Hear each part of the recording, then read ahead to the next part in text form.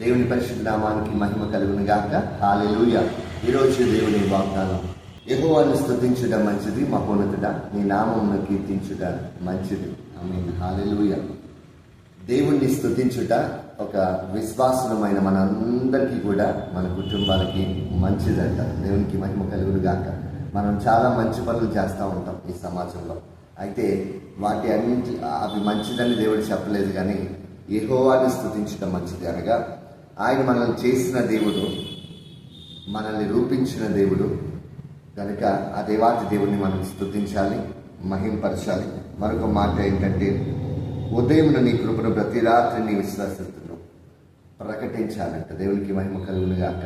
ఉదయం లేచిన వెంటనే దేవుని మొట్టమొదటి స్థానము దేవునికి ఇవ్వాలంట మన జీవితాల్లో.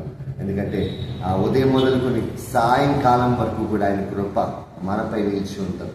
ఇంకోటి ఏంటంటే, ఆయన స్తుతించుట మన స్థితులు గతులు అన్నీ కూడా మారుతాయి.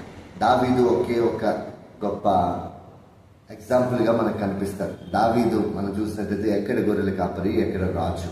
దేవుడు అంత ఎక్కువగా ఆయన విస్తరింపజేసి ఆశీర్వదించాడు. అతి కృప దేవుడు నీకు నాకు ఇవ్వాలన్నా దేవుణ్ణి స్తుతిందాం. ఈరోజు మొదలుకొని ఆయన నామాన్ని గణపరుచుదాం. ఆమేన్.